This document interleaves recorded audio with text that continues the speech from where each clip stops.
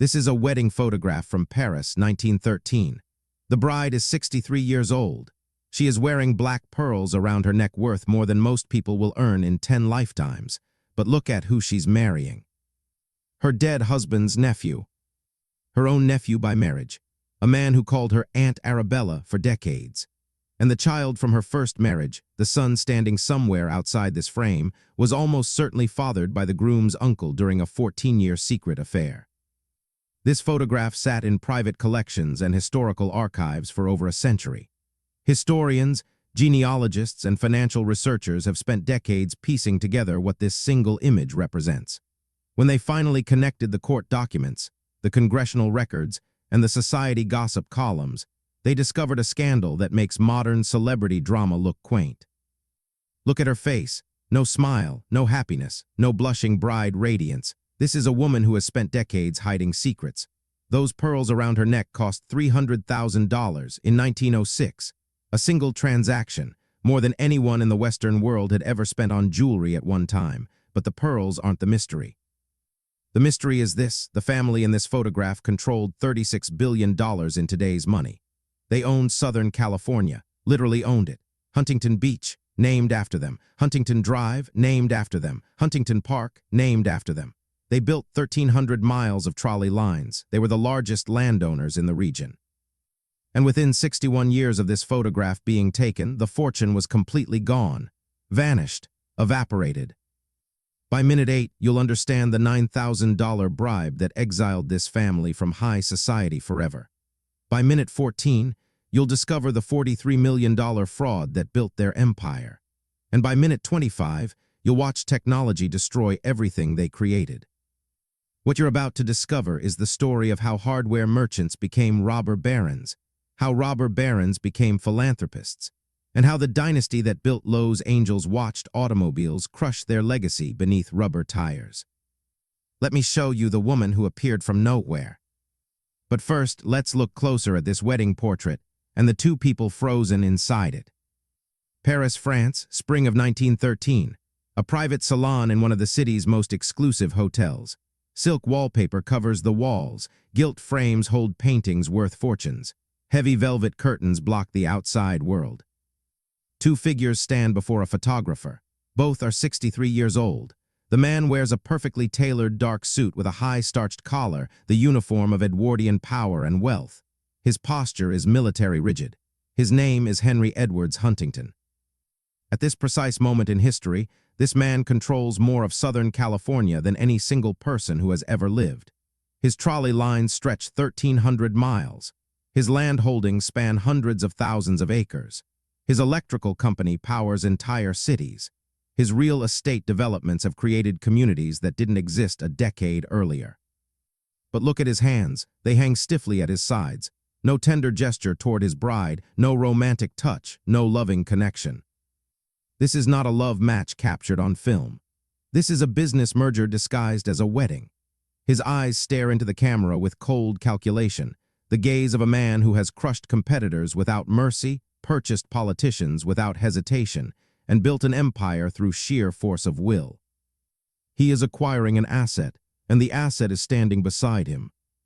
Now look at the woman, because her story is even stranger. The woman beside him is Arabella Huntington. Officially, she is his uncle's widow. Officially, she inherited $50 million when Collie's Potter Huntington died in August 1900. That's $1.8 billion in today's money. Overnight, she became the wealthiest woman in America. Her jewelry collection numbered 120 significant pieces, including a chain containing 119 diamonds totaling 318 carats, including black pearls so large that witnesses at society events described them as big as a thumb. Pearls that made other wealthy women gasp with envy and whisper with suspicion. But here's what everyone at this Paris wedding knew, and what no one would dare say out loud. Arabella appeared in New York decades earlier calling herself Mrs. John Worsham. She claimed to be married or widowed. The story changed depending on who was asking, but historians have searched for over a century. They have combed through marriage records in every state, church documents, census data, legal filings from courts across the country. They have found nothing No marriage certificate for Arabella and John Worsham has ever surfaced. No evidence that John Worsham existed as a real person has ever been verified. No documentation of any kind supports the story she told. And everyone in New York society noticed something else. This supposed widow, this mysterious Mrs. Worsham, was living openly as the companion of Colley's Potter Huntington, a married man, whose first wife, Elizabeth, was still alive, invalid and ill, confined to their home, but very much alive. But the scandal didn't stop there. There was also a child no one could explain. And then there was the child. Archer Milton Huntington, born in 1870, born during the 14-year period when Arabella lived as Colley's mistress, born while Colley's was still legally married to his invalid first wife Elizabeth. Archer's father was officially listed as John Worsham, the husband whose existence no one could prove, the marriage that left no paper trail, the convenient fiction that allowed a scandal to hide in plain sight. But everyone knew the truth. Look at the timeline. Arabella arrives in New York, almost immediately becomes Colley's Huntington's companion, lives in a home he provides, wears jewels he purchases, appears at his side at public events, and then gives birth to a son. Look at who raised that child. Archer grew up with full access to Huntington wealth and privilege, the best education money could buy, traveled to Europe, every advantage that billions of dollars could provide. Look at who left him everything. When Arabella died in 1924, she left her entire estate to Archer. Not to stepchildren, not to charity, not to anyone else. Every pearl, every diamond, every painting, every dollar. All of it went to the son everyone pretended belonged to the phantom husband. Archer was Colley's son, the illegitimate heir to a railroad fortune, the secret hidden in plain sight for decades. So what does all of this mean when we look at the photograph again? So what you're looking at in this 1913 wedding photograph is not just a marriage ceremony. It's a scandal hiding in plain sight, a nephew marrying his uncle's widow, a woman with no verifiable past wearing pearls that cost more than most people's lives, a secret son everyone pretended didn't exist hovering somewhere outside the frame. And behind all of it, behind the silk wallpaper and the diamond rings and the carefully posed expressions, sat $36 billion built on systematic corruption.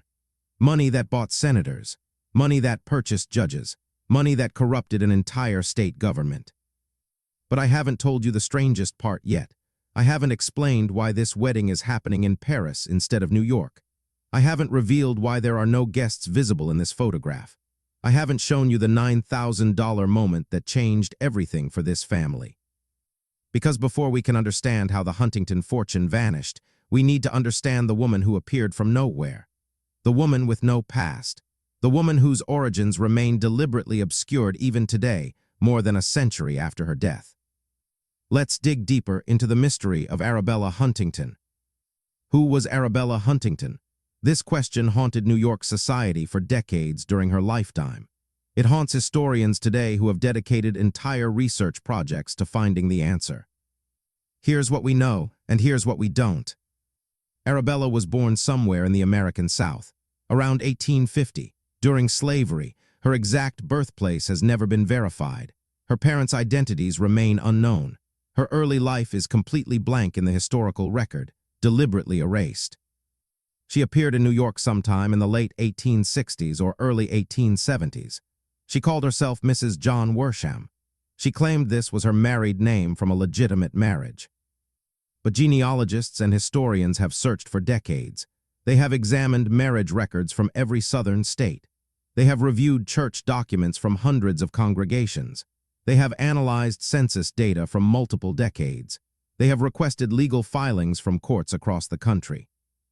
The result is always the same: no marriage certificate, no evidence that John Worsham existed, no verification of any kind. Most historians now believe the Worsham marriage was a fiction, a cover story, a fake identity created to give respectability to a woman who was, in truth, the mistress of one of America's richest men. But that answer only creates more questions. What exactly was she hiding? The answer may be darker than you expect. Where did Arabella really come from? She was born in the South during slavery. In an era when racial categories determined everything about a person's legal status, social position, and life possibilities. Her origins were deliberately obscured, not accidentally lost to history, deliberately hidden. Was she hiding poverty? Many people who rose to wealth in the Gilded Age invented more respectable backgrounds. Was she hiding something else entirely? Some historians have speculated about her racial background, noting that the deliberate obscuring of Southern origins during the slavery era often indicated something specific being concealed. No definitive evidence exists. The truth died with her in 1924. What we can verify is this. For 14 years, Arabella lived as Collie's Huntington's mistress. 14 years, that's not an affair, that's a parallel life. That's a second family hidden in plain sight while the legal wife remained at home. During those 14 years, she bore a son, Archer, the child given the surname of a husband who almost certainly never existed. When Collies finally married Arabella in 1884, after Elizabeth died, the damage was already done. High society had made its judgment. The mysterious woman with no past. The 14-year affair conducted openly. The illegitimate child everyone pretended was someone else's. The Huntingtons were marked, and no amount of money could buy their way back in. So Arabella did something else. If society wouldn't accept her, she would own things society could never afford.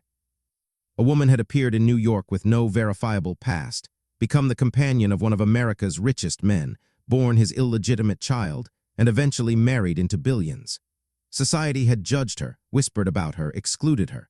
But what happened next would seal the Huntington family's exile forever. The answer lies in a $9,000 bribe that went horribly wrong. To understand what happened to the Huntingtons, you need to understand New York society in the 1880s. You need to understand the world they were trying to enter. And you need to understand the gatekeeper who held the keys. This was the era of the 400. Mrs. Carolina Storr, the undisputed queen of American high society, held court in a ballroom that could accommodate exactly 400 guests. Not 401, exactly 400. Her social arbiter, a pompous man named Ward McAllister, took this capacity limit and transformed it into a social doctrine. He declared publicly that there were only 400 people in New York worth knowing. Everyone else, regardless of their wealth, regardless of their accomplishments, regardless of their ambitions, simply did not exist in the eyes of polite society. If you weren't on McAllister's list, you weren't invited to the right parties.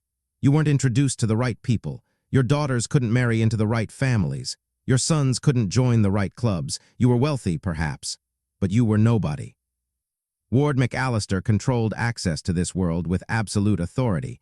He decided who was acceptable, who received invitations to Mrs. Storr's legendary balls, who was introduced at the right moments to the right people. His word could make a social career. His disapproval could destroy one. In the 1880s, Arabella Huntington wanted in. And she was willing to pay almost any price. Almost. Arabella had the money. Oh, she had the money. Collie's Huntington was generating wealth faster than anyone could count it. The railroads stretched thousands of miles. The profits poured in like water from a broken dam. She had the jewels, pearls that made other wealthy women stare, diamonds that caught light from across ballrooms, a collection that would eventually number 120 significant pieces. She had the art, paintings by masters, sculptures from Europe, the trappings of culture and refinement that old money was supposed to appreciate. She had everything except what mattered most, a past that could withstand scrutiny, and an introduction from Ward McAllister. McAllister agreed to meet with the Huntingtons. He examined their credentials with the cold eye of a man who had evaluated hundreds of social aspirants. Their wealth was undeniable. Their taste was impeccable, or at least expensive enough to pass for impeccable. Their desire to enter society was painfully obvious. And then he named his price. $9,000. Not a charitable donation to a worthy cause, not a membership fee for some exclusive club, not an investment in a social venture. A bribe, pure and simple, payment for social introductions that would legitimize Arabella, payment that would allow her to finally escape the whispers about her mysterious past, payment that would give her what all the pearls in the world couldn't buy. Acceptance. Stay with me. What happened next in McAllister's parlor would shape 3 generations of Huntington decisions. It would explain why they married in Paris instead of New York. It would explain why they built their empire in California instead of the East. It would explain why Henry constructed a public library as a monument to a name that society had rejected. Collis Potter Huntington was one of the most ruthless businessmen in American history. He had bribed senators when he needed legislation passed. He had purchased judges when he needed favorable rulings. He had corrupted an entire state government to protect his railroad interests. Years later, he would reportedly write in a letter that if you have to pay money to have the right thing done, it is only just and fair to do it. This was a man who understood bribery as a business tool, no different from any other expense. But $9,000 for social introductions, for the approval of a pompous gatekeeper who had never built anything in his life, for the blessing of a man who made his living deciding which rich people were acceptable and which were not. Collis refused. Perhaps it was principle. Perhaps it was pride. Perhaps the man who had bribed his way through Congress couldn't stomach paying tribute to a social arbiter. Perhaps Collis saw McAllister for exactly what he was, a parasite feeding on the insecurities of the newly wealthy. Whatever his reasoning, the refusal was a catastrophic mistake. What happened next destroyed any hope of social acceptance. Ward McAllister leaked everything. The consequences were immediate and devastating. The gossip columns exploded. The mysterious origins that had only been whispered about became front-page speculation. The fake Worsham marriage that everyone suspected was now openly discussed. The 14-year affair conducted while Collis's first wife lived as an invalid became confirmed scandal rather than rumored impropriety. The illegitimate child that everyone pretended didn't exist was now publicly acknowledged, at least in the knowing glances and pointed silences of drawing rooms across Manhattan. Every whispered rumor became documented gossip. Every suspicion became confirmed scandal. Every closed door slammed shut permanently. The Huntingtons were finished in New York, not temporarily embarrassed, not socially diminished, finished, permanently, completely, irrevocably exiled from the 400. And this explains everything that followed. Why Arabella spent so lavishly on pearls and art and diamonds. She couldn't buy acceptance, so she bought objects. She couldn't enter society's drawing rooms, so she filled her own rooms with treasures that society couldn't afford. Why Henry and Arabella married in Paris in 1913. They knew America would never accept them. 3,000 miles from New York, they could have their ceremony without the whispers, without the pointed absences, without the reminder of their permanent exile. Why the Huntingtons focused their empire on California instead of expanding in the East. They had been driven out. The West was the only direction left.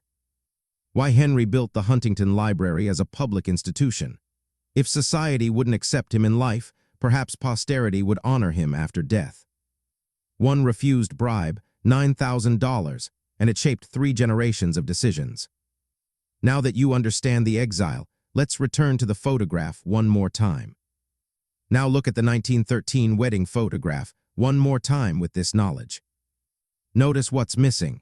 No family members visible, no guests captured in the frame, no witnesses to the ceremony, no celebration surrounding the couple.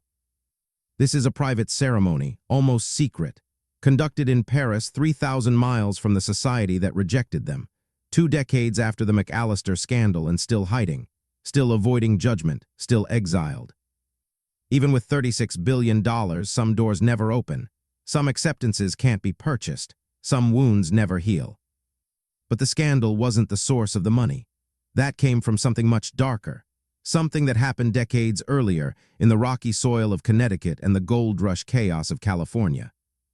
Because the Huntington fortune wasn't just built on railroads. It was built on the largest financial fraud in 19th century American history. And the corruption ran so deep that it purchased the Supreme Court itself. To understand the money that bought those pearls, we need to go back to the beginning, to a place called Poverty Hollow. And this is where the Huntington story truly begins. The story begins in a place whose name tells you everything. Poverty Hollow. That's not a nickname historians invented later. That's what it was actually called when people lived there. A small glen in Harwinton, Connecticut, rocky soil that broke plows, failed farms that broke families, desperate people with no prospects and no escape. In 1821, William and Elizabeth Huntington scraped existence from what historians describe as stubbornly unproductive land. They weren't unique in their suffering. The entire hollow was filled with families fighting the same losing battle against New England geology. On October 22nd of that year, their son was born, Collies Potter Huntington. He would become one of the richest men in human history. He would command a fortune worth $36 billion in today's money. He would own railroads stretching nearly 10,000 miles. He would purchase senators and judges. He would be both celebrated and despised across an entire nation. But he would never forget where he came from. The hunger of Poverty Hollow would drive him for the rest of his life. The transformation from farm boy to tycoon began earlier than you might expect. Collies's formal education ended at 14. That was the typical age for poor boys to stop learning and start earning. Local authorities apprenticed him to a farmer for $7 a month, plus room and board, plus 2 suits of work clothes per year. That was his inheritance, 2 suits and $7 a month. That was the future that Poverty Hollow offered. By 15, he had escaped the farm and found work clerking for a grocer. He saved every penny. He watched how the store operated. He learned which products sold and which sat on shelves. He calculated margins in his head. When his savings reached $175, he made his move. He bought 2 leather knapsacks, filled them with crockery, cutlery, and trinkets, strapped one over each shoulder, and set out on foot as a Yankee peddler. Walking farm to farm, selling door to door, sleeping wherever he could find shelter, eating whatever he could afford or charm from farm wives. But here's where you see the man he would become. He timed his arrivals to coincide with mealtimes. Show up at noon and the family might offer lunch while you displayed your wares. Show up at dinner and you might get supper. Every meal he didn't pay for was money saved. Every penny saved was a step closer to escape. Locals who remembered him later described a tough youth who could whip any of the other boys around, a couple at a time if he had to. A boy who once fought a teacher who tried to punish him. A boy who understood that survival meant never showing weakness. The hunger of Poverty Hollow had created something, not a person exactly, a force, an appetite that would never be satisfied. Then came the opportunity that would change everything: gold. In 1848, gold was discovered at Sutter's Mill in California. The news spread across the nation like wildfire. Thousands rushed west to make their fortunes. Farmers abandoned their fields. Clerks quit their jobs. Entire towns emptied as men chased the dream of easy wealth. Most of them failed. The gold was harder to find than the newspapers suggested. The work was backbreaking. The competition was fierce. Men who arrived with hope returned with nothing if they returned at all. Collies Huntington looked at the gold rush and saw something different. He didn't see gold. He saw the men digging for it, and he asked himself a simple question that would define his entire approach to wealth. What do those men need? Picks, shovels, pans, axes, rope, boots, shirts, tents, every tool and supply a miner required to survive in the California wilderness. The miners would go boom and bust, their fortunes rising and falling with each shovelful of dirt. But the man selling them shovels would collect steady profits regardless of what they found. In 1849, Collies sailed to California, not to dig for gold, to sell dreams to dreamers. By 1855, he had opened a hardware store with partner Mark Hopkins in Sacramento.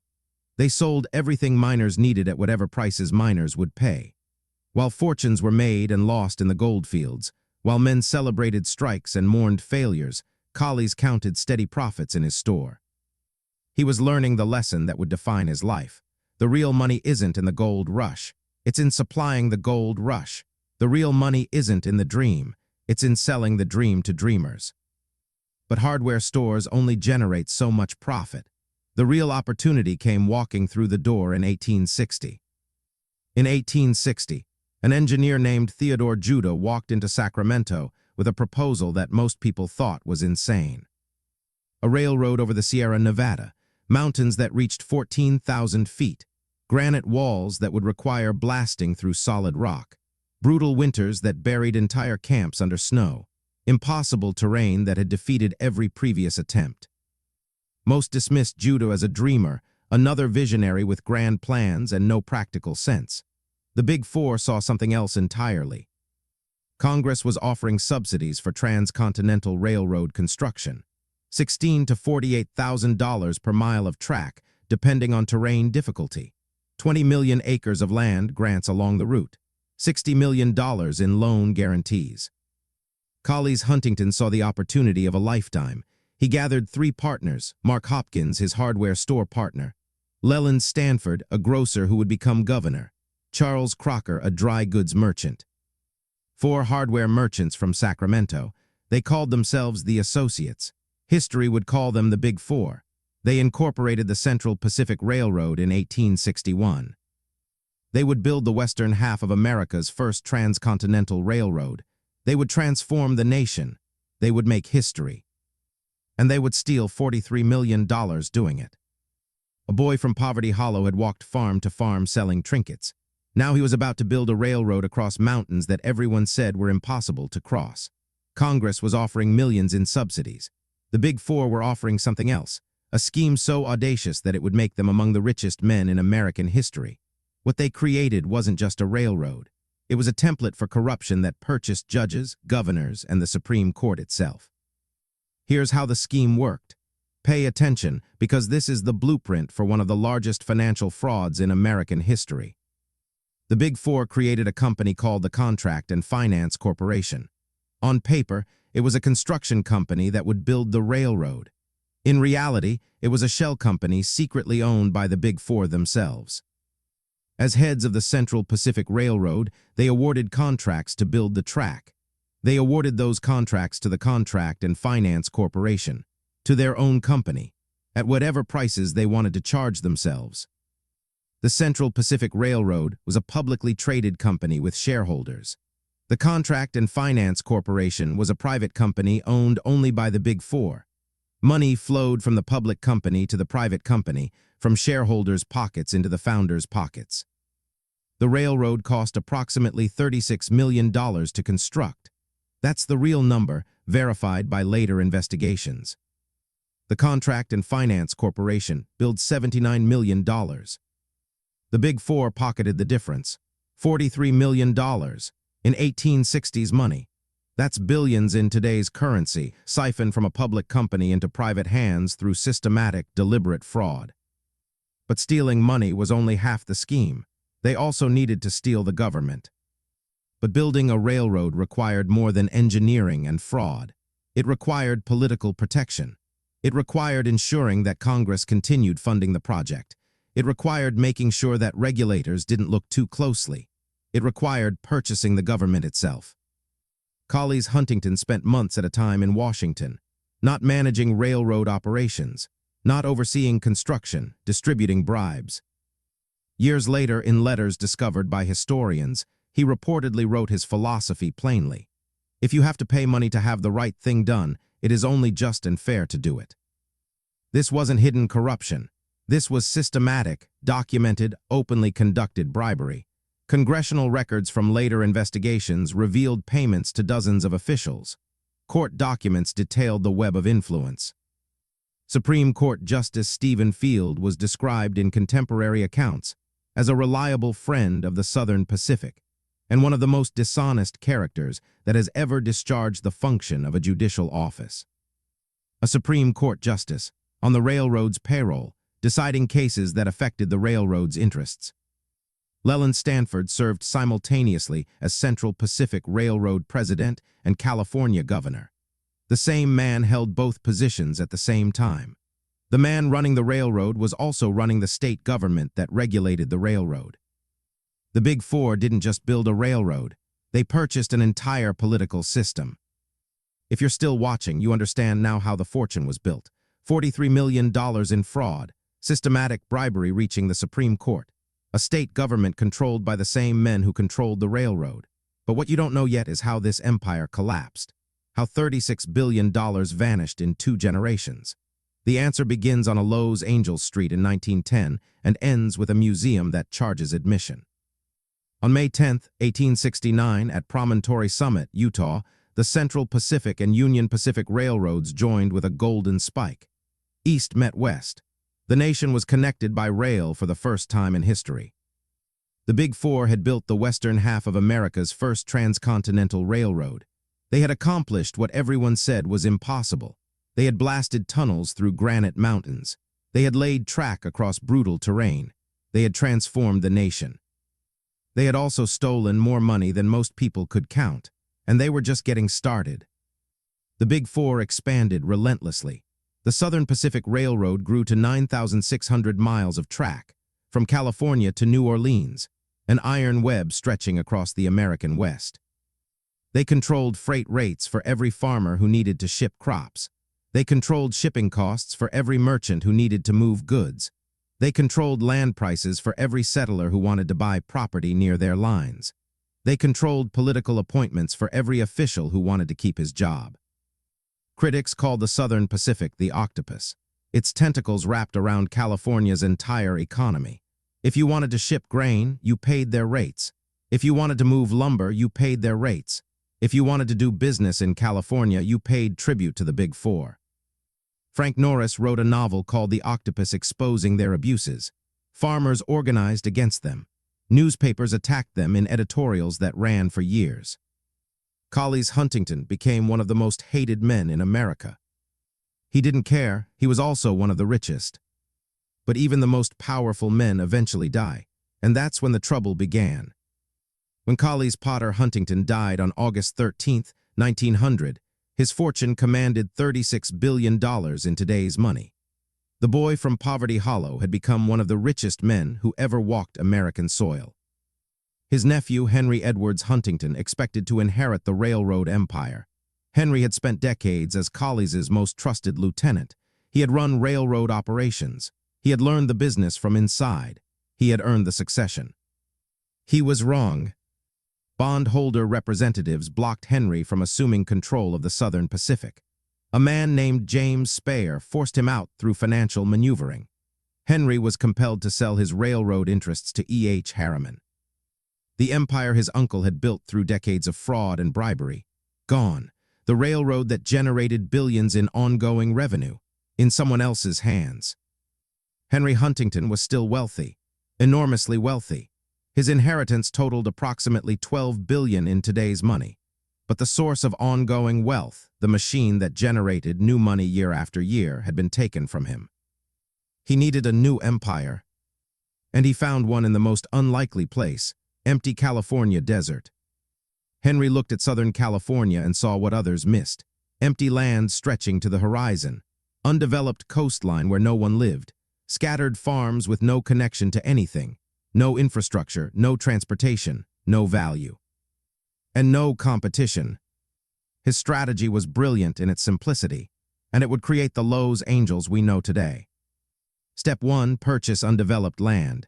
Hundreds of thousands of acres, before anyone understood what it would become, before anyone could compete for it, before prices reflected future value. Step 2, extend trolley lines to reach the land. Build Pacific Electric Railway tracks from downtown Los Angeles to the empty acres he had purchased. Make the worthless land accessible. Step 3, provide electricity. Build power plants, string wires, power the homes that would rise on the empty land.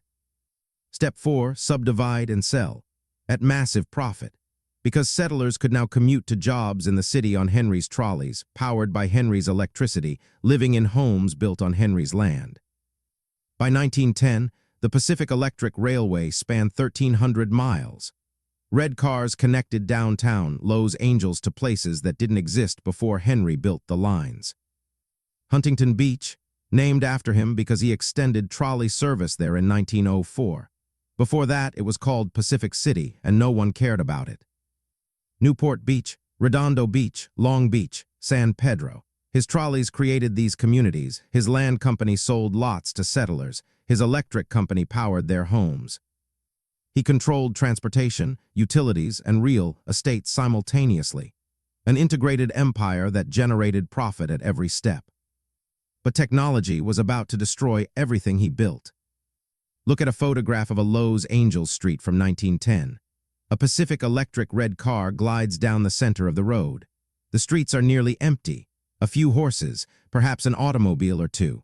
The trolley has the road almost entirely to itself. Clean, efficient, profitable.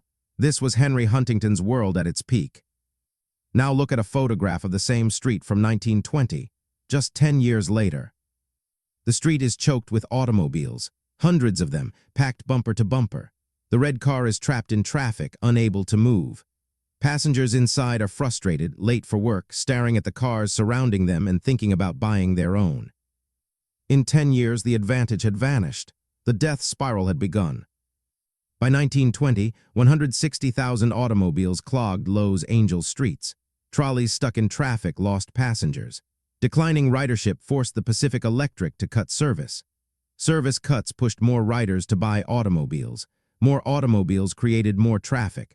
More traffic made trolleys even less attractive. There was no escape. Each response made the problem worse. Each solution created new problems. Henry had sold his Pacific Electric interests in 1910. He couldn't adapt the system. He couldn't fight the technology. He could only watch as automobiles destroyed everything he had built. And while his empire crumbled, Henry made another fatal mistake. Meanwhile, Henry was spending, lavishly, compulsively, magnificently. Rare books purchased from dealers across Europe, first folios of Shakespeare, Gutenberg Bible pages, illuminated manuscripts from medieval monasteries. Art masterpieces acquired at record prices. Gainsborough's Blue Boy purchased for a sum that shocked the art world. His advisors warned him, repeatedly, urgently, in meetings and letters that historians have documented. You are not leaving sufficient endowment to keep your institution free to the public. You are spending too fast. You are having your fortune. The Huntington Library was meant to be free forever, a gift to posterity, a monument to the family name that society had rejected, a legacy that would outlast the whispers and the exile and the scandal. But Henry wasn't doing the math, or he didn't care, or he thought the money would never run out. He ignored every warning. He bought more books, he acquired more art, he built his monument higher. Then the deaths began, and they came in waves. The deaths came in waves. Howard Edwards Huntington, Henry's son, was 46 years old in March 1922. He had worked in the family business his entire adult life. He was the heir, the continuation, the future of the dynasty. Then stomach cancer took him. He died in March 1922. Almost simultaneously, Gainsborough's Blue Boy arrived at San Marino. The masterpiece Henry had purchased at record price, the crown jewel of his collection. The highest of highs and the lowest of lows, experienced at the same moment, the painting arriving as the sun departed. Arabella died in 1924, 74 years old. She had survived scandal and exile and decades of whispered accusations. She had accumulated one of the great jewelry collections in history. She left everything to Archer, the son everyone pretended wasn't Collies's illegitimate child, the secret hidden in plain sight for over 50 years. Archer wanted nothing to do with empire.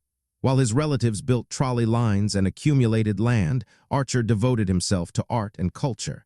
He founded the Hispanic Society of America, the American Numismatic Society, the Museum of the American Indian.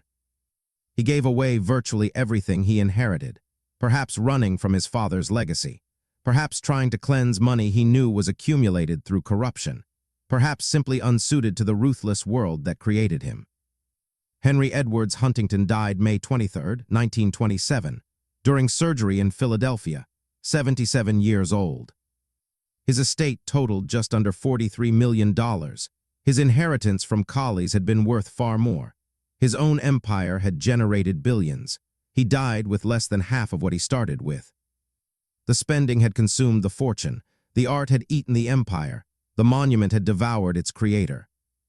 And then the trolleys stopped running forever. The Pacific Electric struggled through the Depression. Service cuts, deferred maintenance, declining ridership that never recovered. The automobile continued its takeover. Freeways carved through neighborhoods where trolley tracks once ran. Parking lots replaced transit stations. In 1961, the last Pacific Electric passenger service ended. The red cars that built Southern California became museum exhibits. 1,300 miles of track, ripped up, paved over, converted to freeway lanes. The trolley empire was gone, not destroyed by competition, destroyed by technology, by the very prosperity that Henry's empire had created. When Marion died in 1973, the last of Henry's children, The family wealth had fragmented into trusts bearing no resemblance to what Collies built. From Poverty Hollow in 1821 to $36 billion in 1900 to scattered inheritances in 1973. From hardware merchant to robber baron to philanthropist to museum admission fees. The American story, the American tragedy. In just 2 generations, everything was gone. The fortune had vanished. The trolley lines had been torn up. The empire had fragmented into dozens of smaller inheritances, but the names remained on the map. Huntington Beach, Huntington Drive, Huntington Park. What do these names mean now, more than a century after the family lost everything? The answer reveals the strangest irony of all.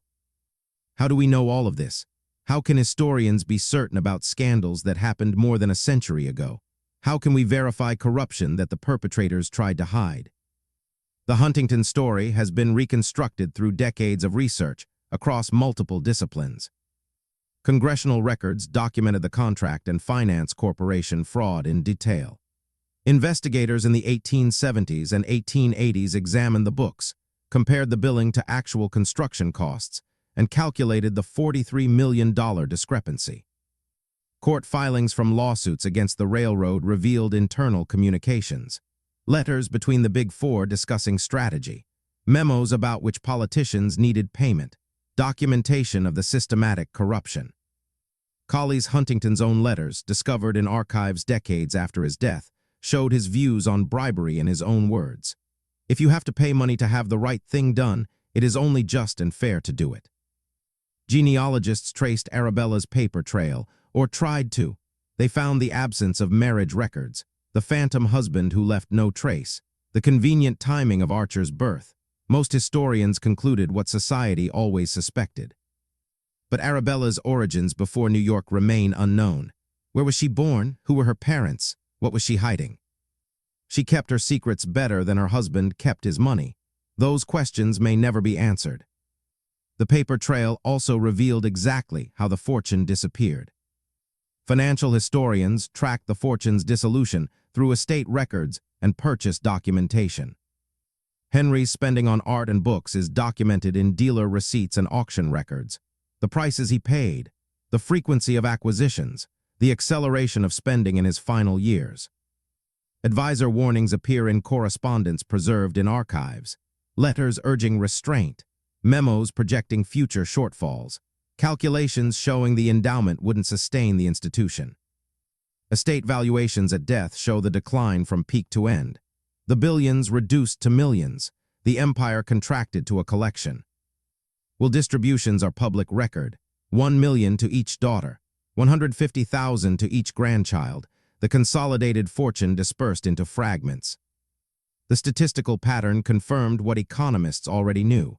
70% of wealthy families lose their fortune by the second generation. 90% lose it by the third. The Huntingtons were not unusual in their dissolution. They were typical. Comfort erased the hunger that built the fortune. Security replaced the desperation that drove accumulation. The dynasty that built Southern California followed the same statistical curve as every other fortune. And the technology records confirm what killed the empire. Transportation historians documented the death spiral in technical detail. Traffic studies from the 1920s show automobile congestion destroying trolley efficiency. Red cars that once glided through empty streets now sat motionless in traffic jams. Ridership charts show the decline in clear statistical terms. Year after year, fewer passengers. Year after year, less revenue. Service cut records show the desperate responses. Reduce frequency to save money. Eliminate routes that lose money. Defer maintenance to preserve cash. Each response made the next year worse. Each cut drove more riders to automobiles. Each automobile added to the congestion that made trolleys slower. Los Angeles urban planning documents show the transition from rail to automobile. Trolley right-of-ways converted to freeway lanes. Transit stations demolished for parking lots. It wasn't a conspiracy, despite what some have claimed. It was economics. Technology changed faster than the Huntington Empire could adapt. The cars won, the trolleys lost, the dynasty dissolved. And the monument Henry built, it confirmed the prophecy his advisors made decades earlier. The Huntington Library confirmed the prophecy that Henry's advisors made decades earlier. He wasn't leaving sufficient endowment. They told him repeatedly. He ignored them repeatedly. He bought more books. He acquired more art. He built his monument higher. In the 1980s, the library began charging admission. The institution Henry meant to be free forever, his gift to posterity, his monument to a rejected name, now had a price. Today, weekend admission costs $29, more for special exhibitions, more for certain events. Not because anyone wanted this. The trustees didn't set out to violate Henry's wishes. The staff didn't conspire against his legacy. The math never worked, just like the advisors said, just like Henry refused to hear. The endowment couldn't generate enough income to maintain the collections, preserve the books, tend the gardens, pay the staff, and keep the doors open. Without admission fees, the institution would have closed entirely. The monument survived, the dream didn't. So what remains of the Huntington Dynasty today? 9.5 miles of sand, millions of visitors every year, surfboards and sunscreen and beach volleyball. Most visitors don't know the history. They don't know about Poverty Hollow or the 14-year affair or the $43 million fraud. They don't know about the nephew who married his uncle's widow or the son whose father officially didn't exist. They just know the beach, the sun, the waves, the parking lots. And the name, Huntington Beach, named after the family in 1904 when Henry extended his trolley line to the coast. Before that, it was Pacific City, and no one outside the area had heard of it. The trolley line is gone now, torn up decades ago, the tracks paved over, the right-of-way converted to other uses. But the name remains, speaking a dynasty that no longer exists every time someone checks the surf report or books a hotel room or tells a friend about their beach vacation.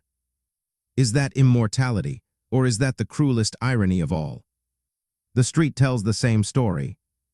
17 miles of asphalt stretching from Los Angeles to Irwindale, cars filling every lane during rush hour, traffic jams that would have shocked Henry Huntington. Pacific Electric trolleys once ran down the center median of this street.